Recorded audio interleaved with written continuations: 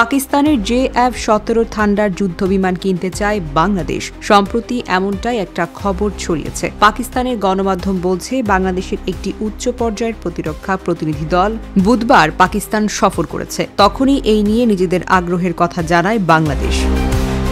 এরপর অত্যাধুনিক এই যুদ্ধবিমান নিয়ে তৈরি হয়েছে ব্যাপক কৌতূহল। কি এমন ফিচার রয়েছে এই যুদ্ধবিমানে যে বাংলাদেশ এটা কিনতে চায়? JF-17 থান্ডার একটি অত্যাধুনিক হালকা ওজনের সব আবহাওয়া চলাচলের উপযোগী multirole fighter jet. Air to air এবং air to surface combat JF-17 থান্ডারের জুড়ি মেলা ভার। দিন কিংবা রাত সব অবস্থাতেই সমান তালে কার্যকারিতা দেখাতে পারে JF-17 থান্ডার।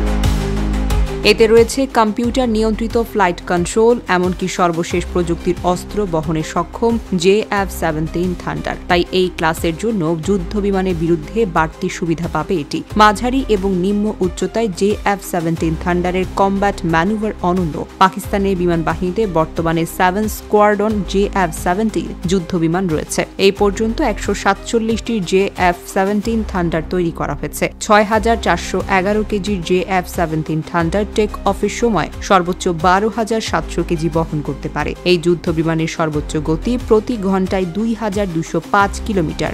বাংলাদেশ সামরিক বাহিনীর চাহিদা পূরণে দীর্ঘদিন ধরে অত্যাধুনিক যুদ্ধ বিমানের প্রয়োজনীয়তা দেখা যাচ্ছিল। সেক্ষেত্রে বিমান বাহিনীর বহরে JF-17 থান্ডার যুদ্ধ বিমানটি যুক্ত হলে তা হবে বাংলাদেশের সামরিক খাতের জন্য একটি বড় অগ্রসর, এই বলে মনে করছেন বিশেষজ্ঞরা।